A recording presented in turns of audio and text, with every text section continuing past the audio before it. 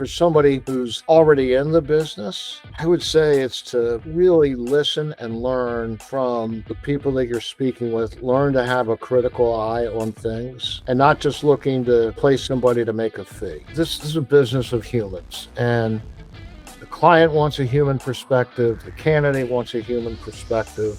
AI can spit out all the facts in the world, but they're not human.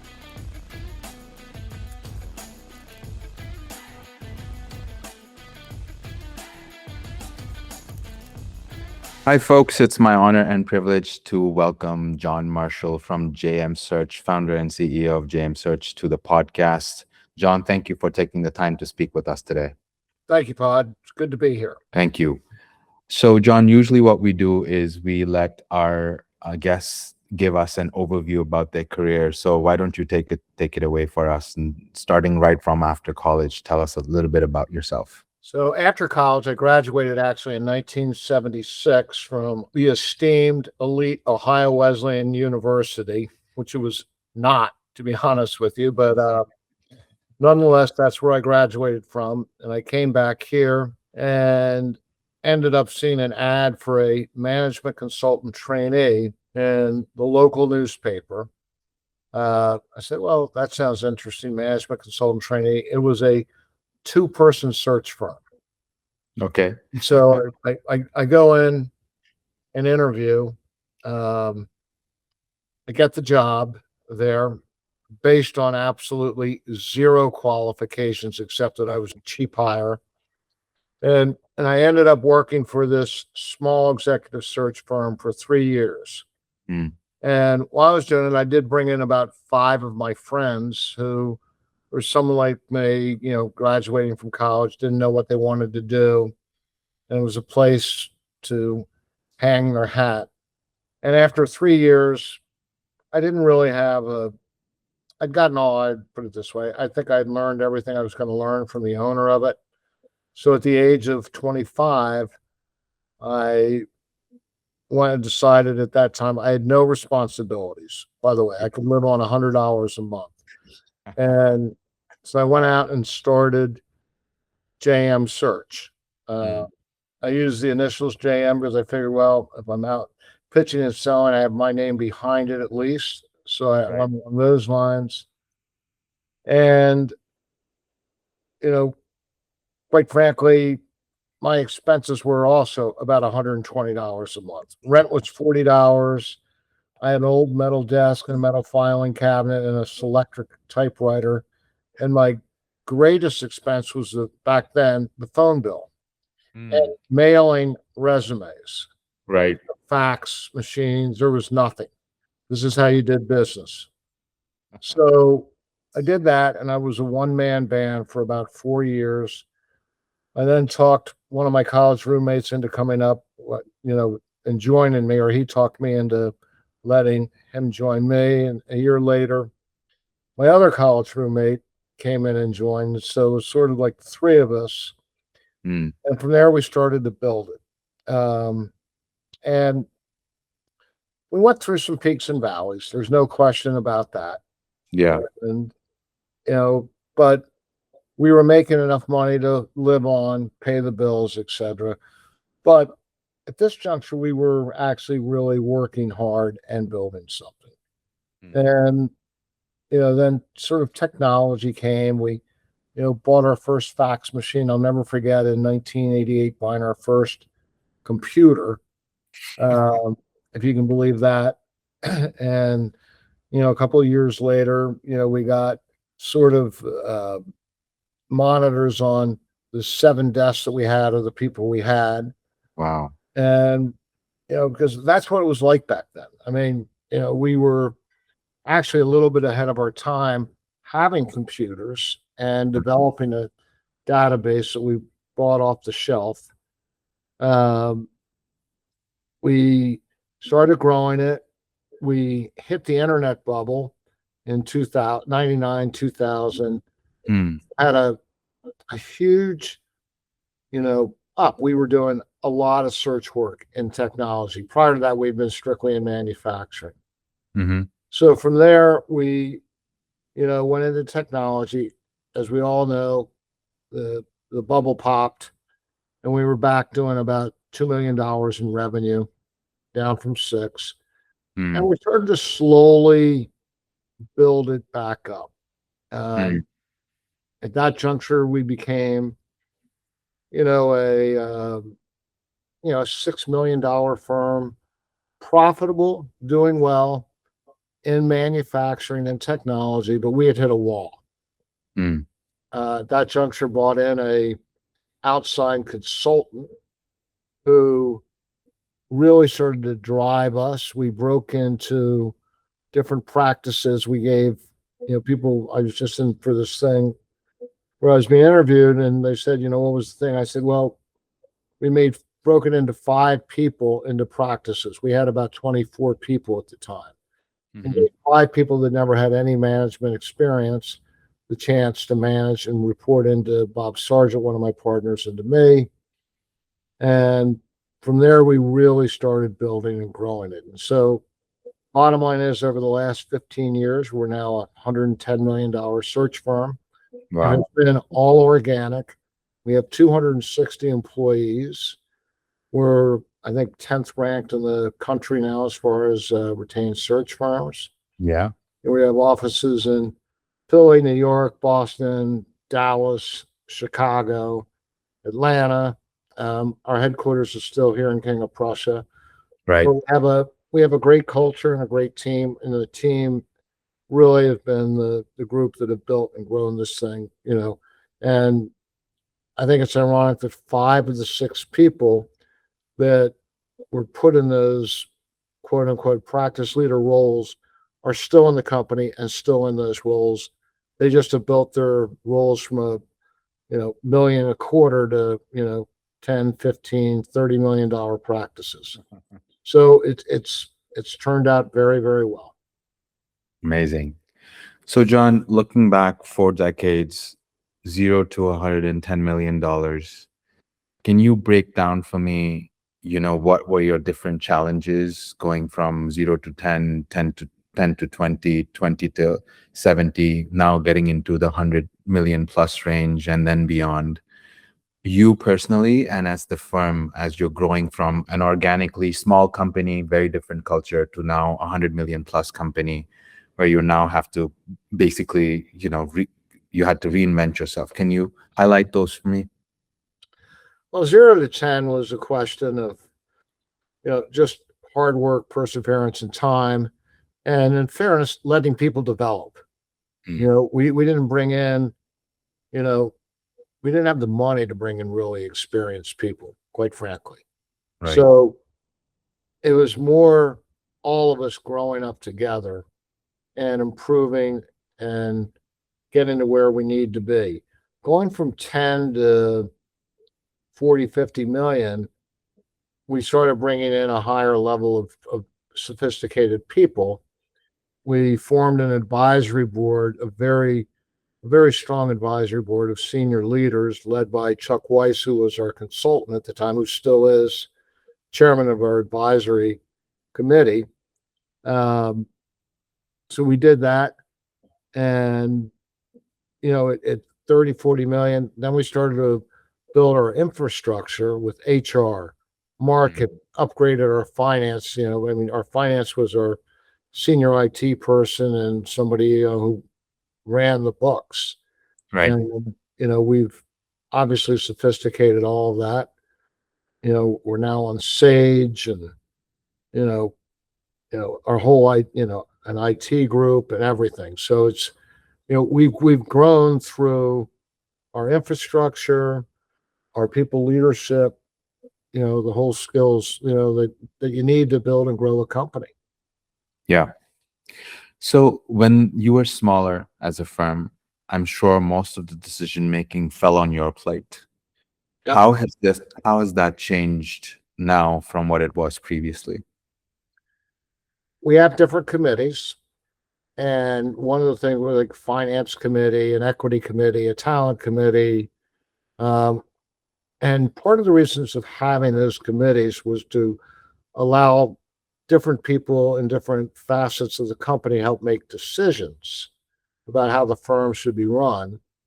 Um, So a lot of the decision making actually falls on committee. We're very much a consensus driven company. I am not a command and control leader. You Mhm. know, it's, I maybe was when we were a couple of million, um, out of necessity, but by no means am I now. Right. We've got many people in our firm who, are inspired to make decisions. When people say, "What's the difference between our firm and like the Shrek firms?" I say, "Our people are entrepreneurs. They all drive and run their own P&Ls. We all Right. learn from one another, and it's worked." Yeah. Yeah. Absolutely. JM Search, in many ways, you can look at it, it's a holding company with 7 or 8 functional and subject matter industry experts that are driven by a P&L, yet we all work together and collaborate and, have a lot of the same processes and systems. Yeah, absolutely. And that has clearly served you well to getting to this point. Now, from here on onwards, the journey to 250, 500, maybe even $1 billion. Yep. What do you think needs to happen at JM Search to get there? I like to keep it simple, personally, because that's what's worked to get us to where we are. Yeah. I do have some people that may disagree with that. They constantly talk about strategy and change management, 2 words which I've grown to despise, but I listen to it. I understand it a bit, and I do think I'm just like, why don't they use the word communication instead of change management? It's just like, come on, it's what it really is communicating. But in the search business, we're going to stick to our knitting for right now. We Mm. are going to be and continue to be a great executive recruiting firm Right. in North America. Will we go global at some point? Potentially. Can we branch into some other services? Possibly. But for right now, we got enough on our plate about being a great search firm. And by the way, there's plenty of there's plenty of for growth out there in doing that. It's not like we have, 50% of the market in executive search. Exactly. So Exactly. we just got to be better and do it better than anybody else. Exactly. It's a $20 billion business. Yeah, I get calls from VCs all the time and they keep telling me your market's too small, your market's too small, your market's too small. And I keep telling them, you don't understand executive search at all when you say the market's too small. Executive search can be the driver of so many more businesses, but you really need to do executive search well first. Well, and It's a great, excuse me for interrupting, but people need to realize one thing is that it's probably the only business when people say, "Oh, I'm going to get into it," or just from calling, I'm like, great, because what it does, it creates more work for us. When people take people from our clients, right? they're going to come to us to fill it. Hopefully, I mean, the more executive recruiters are out there, the more business that it creates for us. Yes, So I absolutely. don't complain about that. Absolutely. Now, looking outwards, you've now experienced this industry as a niche. Back people really didn't think of executive search as a niche, it was just recruiting. But you had, very from the very start, thought of executive search as like, this is a search firm, we do executive recruiting. Over the last 45 days, how has executive search as an industry changed? Can you give us some highlights into that over the last 45 years? I don't think the recruiting aspect of it has changed, considerably. You're still looking for an A player and to be the right fit for your client. And you still got to go into the marketplace and find that A player. One of the things that I've noticed that has changed, I see a lot of firms trying to offer a lot of different and sell a lot of different services to their clients. I think in a number of ways that could be a conflict of interest. Mhm. If somebody's doing leadership assessment, they're going in and looking at teams and say, well, you might need people there. They're hoping that feeds and they get search work from it. If they do search work, they're looking to get paid for, oh, we've got a thing that on boards. From our standpoint, what we've done is we have aligned ourselves with several consulting firms Mhm. that we vetted and checked out very thoroughly that we would recommend to our clients. So they would have a choice. We would say, look, if you need leadership assessment, here are two firms that I would go look at. We've used them. They're good. You don't need to go interview, 30 different firms. And because they trust us, because we're advisors to them, it's worked out pretty well. Hmm. Absolutely.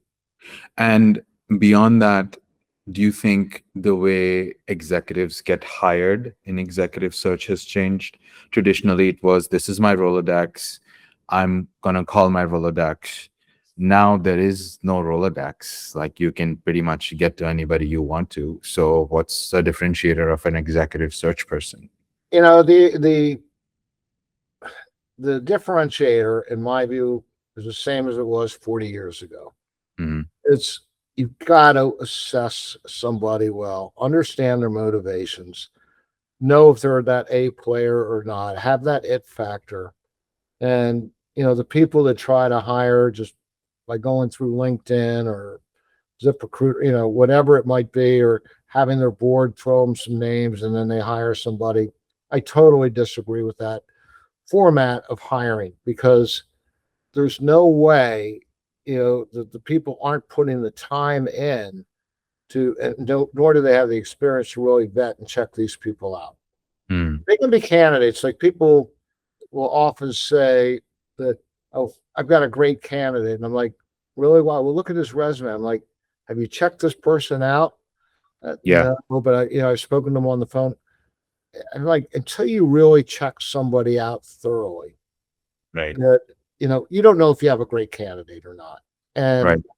And, people ask me what I spend my time doing. And I would say sort of, it's like, it's 50% of my time recruiting, 40% of my time doing due diligence on the people I've recruited, and then Yeah. 10% of my time really working with my client and understanding their needs. Yeah. Absolutely. So, John, traditionally, when I've talked to people who have entered the industry at an earlier age, 20, 30 years ago, traditionally the career was, you would start off as an executive search, or, just like you accidentally get into executive search.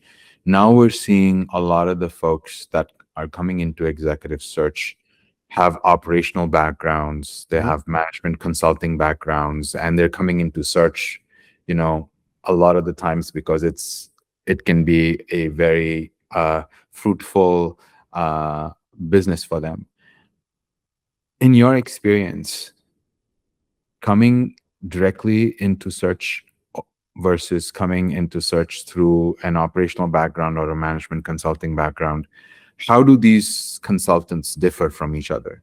Can you shed some light into that? I like people coming in with, I'll say, experience, whether Hmm. it's operational or industrial, whatever, you know, because they've seen a lot. Yeah. They do understand things, you know, in a broader breadth than I do in some way. Maybe not than I do now, but than I did. So I think that's a good thing. I'm an advocate of it. My question is though, they've made the change from doing that into coming into search. Will they really enjoy it? Search is Mm. a very one-dimensional thing. It's a grinded out business. Somebody gives you an assignment, you're going out, you're banging the phones, you're figuring out who's good, you're checking them out, and you're dealing with your client. If somebody's a wizard operationally and is dealing with all aspects of how companies run, management, you know, that's a wider skill set. It's just like being an HR manager. People think that HR managers coming into executive search, you know, they should be great. In principle, they should be. They're used to evaluating people. They've worked in systems, etc. They've seen a lot. They should know what good looks like. And some of them are very good, and it's worked out well. We have several of them here that have been tremendous. We have Right. some people here, like a Scott Wheeler who came from assessing leadership and evaluating people. He's great.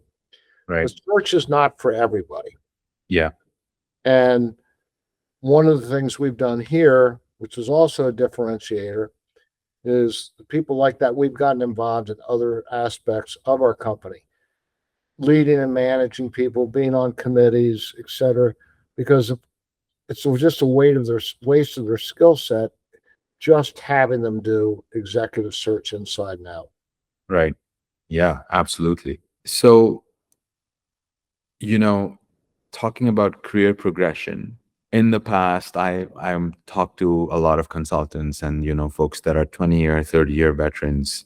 They tell me stories about you would join a Shrek and you would carry a bag for a consultant. And then once you did that for a few years, you would become a consultant.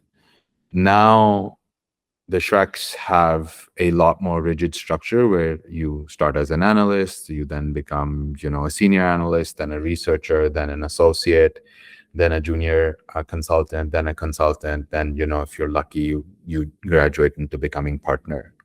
And then there's some other firms that don't have that many steps, but also earn, you have to earn the bag. Yep. Um, Tell me about your thoughts on career progression in you know earning the bag before versus now, and what do you think is the right career path? I would say, well, in our firm, if you're saying earning the bag, that means, your ability to go out and sell and bring in, accounts. So I'm happy when anybody's ready to earn that bag and go out and represent us in a great fashion. So that's fine. And, you know, but it's got to be the right person who can do it and go out and have the gravitas to meet with people, gain their trust, gain their respect. And that's critical.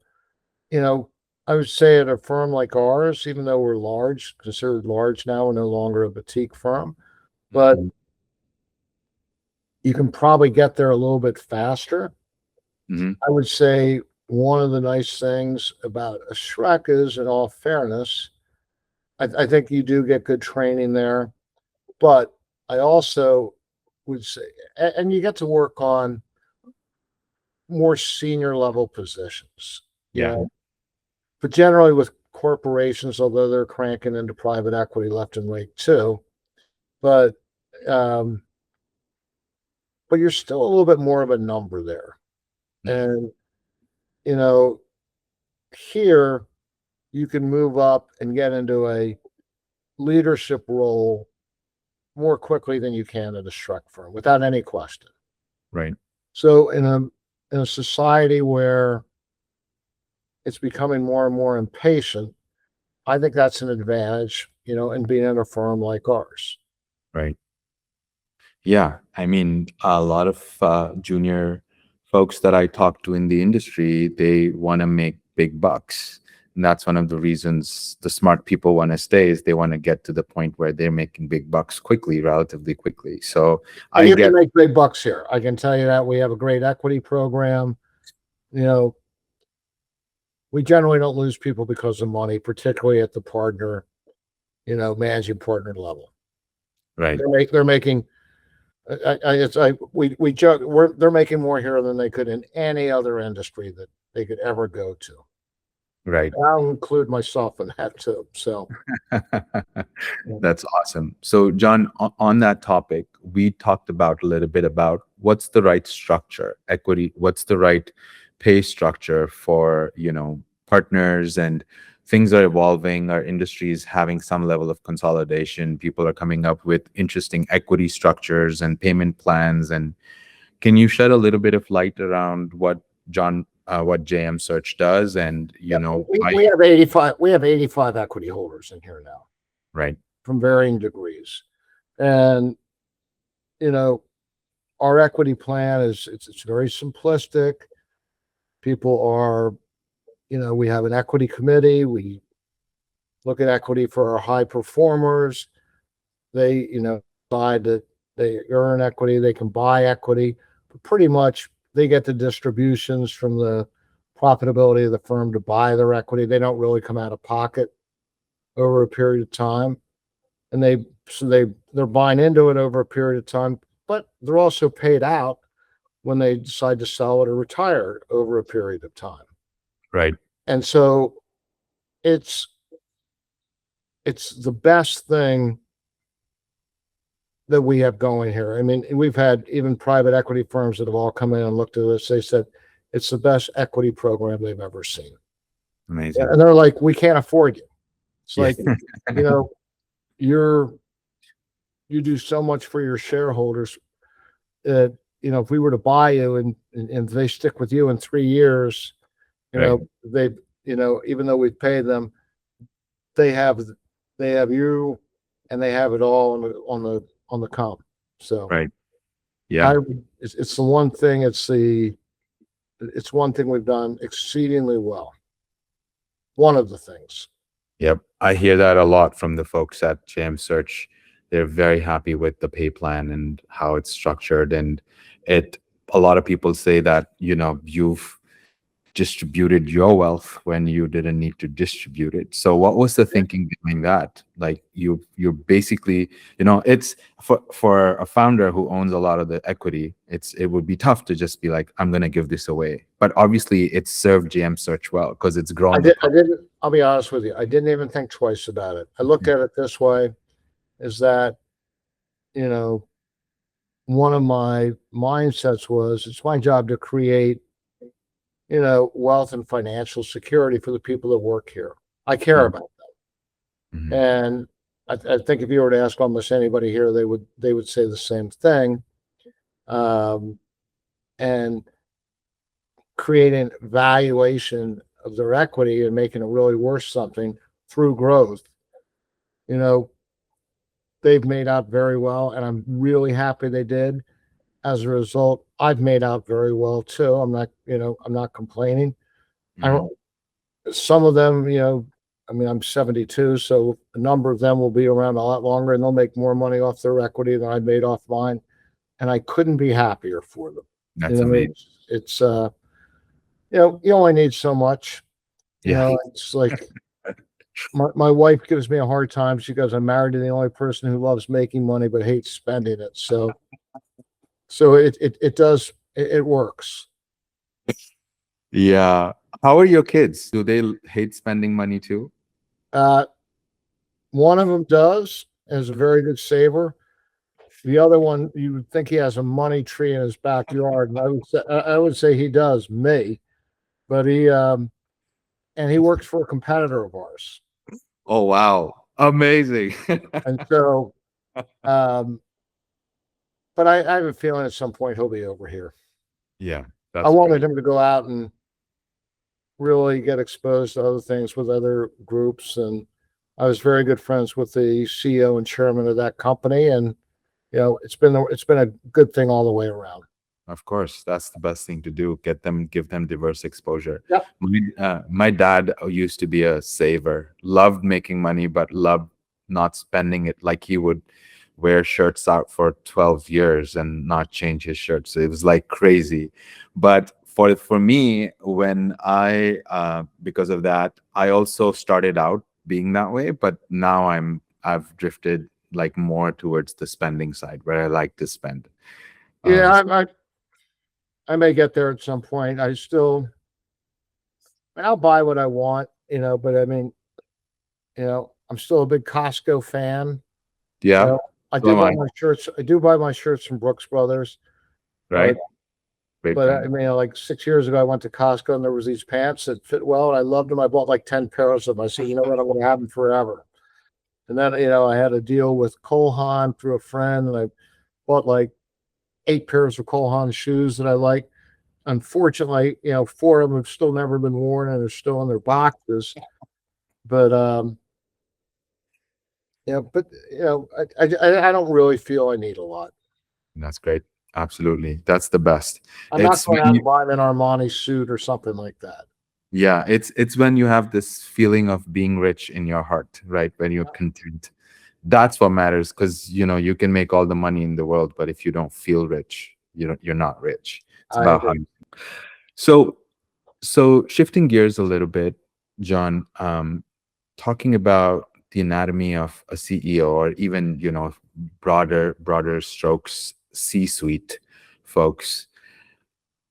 Talk to me about, 40 years ago, 20 years ago, and now, what made a great CEO back then? What makes a great CEO 20 years ago? And what makes a great CEO now? How have you seen C-suite folks evolve over this last 4 decades?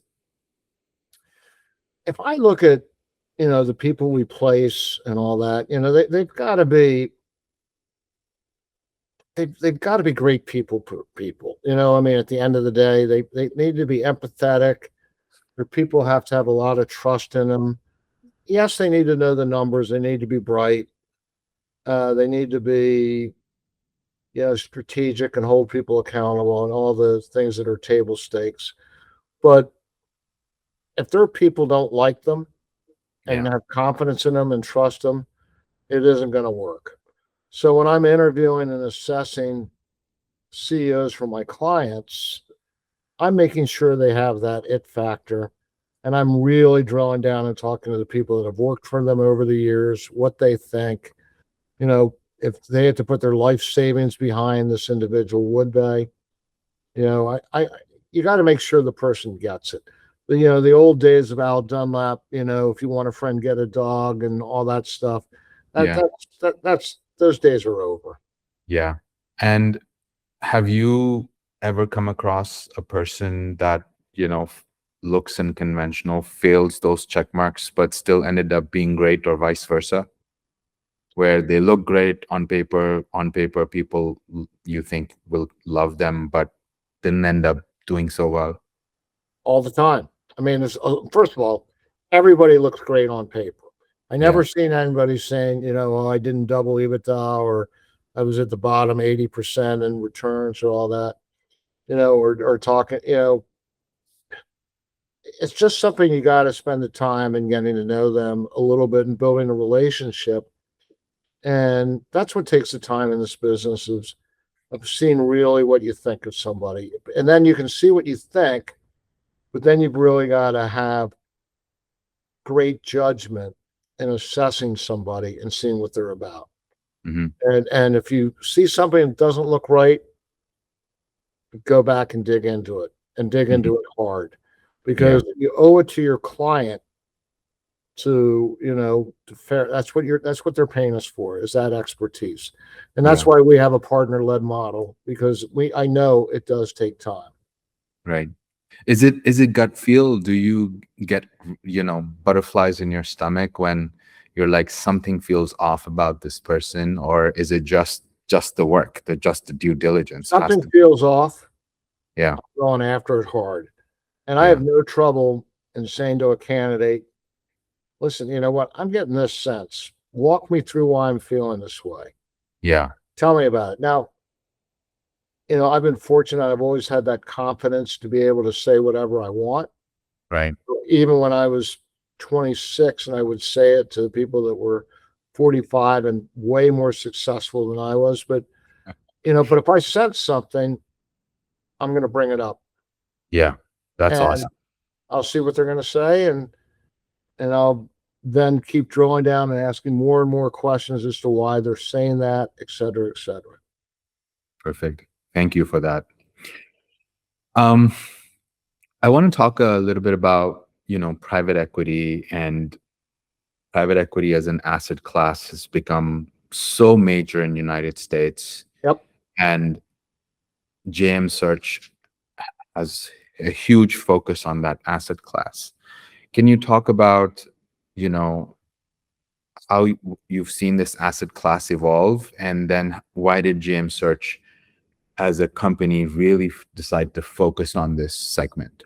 I've seen it evolve because, and I love private equity, by the way, because you can very easily measure it. It's like you're bought in and a company's here, and your job is to take it to here in this period of time, because most of them want to sell in 5 years to 5 to 7 years.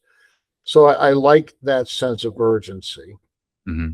Um, I still maintain, private equity portfolio companies need to be run by a CEO that's highly entrepreneurial in many ways, yet sophisticated enough to have the right group underneath them Right. to, to handle processes and systems. Um, I don't think it's going away. I think private equity, unfortunately, at times will overpay for businesses and they don't Mhm. always know what they're buying. And I do think sometimes they'll hire the wrong CEOs to come and run and lead these businesses. Right. Because a lot of the private equity people are great transaction people, but they've never really run anything. A lot. Right. And that's difficult, Yeah. for them to do. And that's why what's changed in private equity over the years, that's why they've all hired stronger operation teams, which they didn't have years ago, Mhm. to look at companies, assess management, um, you know, and really tried to provide more value to the companies, just as opposed to looking at the numbers. You didn't hit your numbers this quarter, no. Now they're getting more into it. Well, why didn't you? What can we do to help you? Right. Yeah. Yeah. I was talking to Scott and he mentioned Scott Wheeler and he was talking about, private equity back in the day was just financial engineering. You're just a number. And if you contributed to my financial engineering, it's great. If you didn't, I needed to find a way to remove you from that. Whereas now private equity is evolved in the sense that they're getting deeper into understanding the business and how they can actually squeeze the margins out, make the business a better business. And that has led to a different set of requirements from the talent partners, you guys, right? It's getting a lot more deeper and talking a lot more about, the operational team, figuring out the skill sets of the operational team, and really forming a true partnership. Were there true partnerships that you formed with private equity firms earlier that, led you to the success that we have today? Or was it more, I you, would say for me personally, there were two. It was Mhm. Little John up in Mhm. Greenwich, Connecticut, and it was the Sterling Group down in Houston, Texas. Okay. And both groups I learned a lot from. They gave me a chance and an opportunity. Yeah. I loved working with them. Um, we don't do as much work with them anymore, unfortunately. And it's probably because I moved into a different role to a degree and wasn't working with them. But I learned so much from them over the years. And, you know, in many ways, they've made not just me, but our company what we are today. Having two great firms that believed in human capital and having, leadership there that were great individuals. Right. And today, relationships really matter, but high level, if a private equity firm is to come to JM Search, what does JM Search provide that, a, a, a executive search down the street might not be able to provide? Many years of experience in private equity, for Hmm. starters, Hmm. a senior group of people that, you know, are trained to know and care about their clients, good groups underneath them to support and help them so they can do a good job and spend the time that it takes you know, to develop great candidates for them. Yeah. But it's like it's knowledge and experience. The way we're broken down into a subject matter, expertise and functional. Yeah. Absolutely. I mean, we have leaders at our firm that mirror the leaders that they want to run their companies. Just Right. we're still in search and they're running businesses. Right. But our people are running a business too now. Yeah. Absolutely. Exactly. One of the frustrations when you talk to private equity firms when they work with Shreks, they'll say that, look, I'll invest all this energy working with a Shrek, and they'll be great in helping me hire a C-level person, but I don't just want a C-level person. I now have to start working with somebody again to do a team build, right? Another firm completely in doing a team build. But the Shreks very quickly say, this is below, we won't go below C-1 just because it's the fee level is low. Do you think that it's the right model, or working with private equity, exec I search? don't. I think it's our job. if we put a C-suite person in and they needed some help underneath them, it's our job to help them win. Mm. So even though the fees aren't as great, they're not the glamour positions, but we've got enough people here that should be working at that level that Mm. are trained very well and will help them on it. And quite frankly, if I place a CEO, I'm going to still be engaged and help look at the finalist candidates and all that with them too. Yeah, absolutely. I think that's also a big differentiator, where, firms like JM Search have differentiated from the Shreks. I mean, look, you look at a lot of search firms. I mean, that's the space that you're in. And I don't know. I mean, I'm always interested in hearing, feedback of what we're about. There's that I think we're doing a lot of the things right. Um, we're going to continue to do what we're doing. When we hire people, we're not going to throw money at them just unnecessarily. We want people who want to be here for the right reasons. Yeah. And, you know, we're going to lose some people because of that, but we're the people we get. We know we're going to be here not because we've given them some signing bonus. It's because they want to be here because they like the culture, they like the company, and they like the people. Yeah, absolutely. Well, I think the search business is so big that you can really actually create a differentiated product depending on your DNA as a firm. Like, the Shreks differentiate in a different way, Spencer Stewart. Sure. And JM is a different company. And based on its DNA, it can just create a differentiated product. So what I've seen is some private equity firms prefer this and some private equity firms prefer that. And, if you have a differentiated enough service and a product and you have the relationship where the firm trusts you, you're going to win the business. That's why they have chocolate and vanilla. So Absolutely. I want to now look forward a little bit. Obviously, we're very involved, John. I'm not sure if you know of all the details, but yep. we're talking to you guys a lot, and we're doing a lot of stuff together. Um, how do you think AI benefits or not benefit the executive search industry from now until the next 5-10 years? I'm not an AI expert. I obviously read a lot about it. We discuss it a lot in here. I Yeah, see how helpful it is and, you know, gathering information, helping our researchers, helping our reporting structure, targeting markets, et cetera, et cetera. Um, that's a huge advantage in itself, to be honest with you, just hmm, because it gives, our people the time to do what they should be doing, and that's out recruiting people and speaking with them and getting to know them. yeah, So, AI is going to be great for our business in many ways. It's not going away. And I think that's a great thing, but I still think that there's always going to be a need for the high touch personal side of things and the relationship side because when you place somebody, this is a business of humans and the client wants a human perspective, the candidate wants a human perspective, and AI can spit out all the facts in the world, but they're not human. right. But they can be very supportive of things, but I don't think you're ever going to replace the human touch. Yeah, absolutely. Absolutely. I completely agree with that. Final question, John. Thank you so much for doing this. What is your advice for someone young who's either entering the business or in the business now, navigating all the stuff that's happening? There's huge disruption happening. What's your advice for them? If it's somebody getting into the business, my advice would be don't get into it right out of school.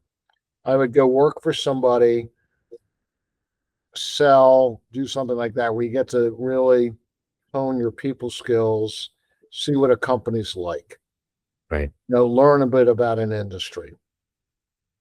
That's for somebody who's already in the business. I would say it's to really listen and learn from the people that you're speaking with. Learn to have a critical eye on things. Hmm. Be involved and engaged in a company that is critical and not just looking to place somebody to make a fee. Right. One of our things in here is I've always said, if you're just looking to make a fee, we don't want you here. We want Right. you to really be committed. One of our mantras is, it's probably not politically correct today, but it's to shoot holes in people. Right. But that is our job, is to be very, very critical of people and find out their weaknesses and faults. And nobody's going to be perfect, but we've got to, we got to go from there. Yeah, absolutely. John, thank you so much for doing this. This was a lot of fun. Yeah, look, this was great. I enjoyed speaking with you. It always makes me think. I'm sure I'm not the most exciting person you've had on a podcast, but This is great. this is the business I'm in. All right. Thank you so much. Have a good one, John. Thank you. Take good care.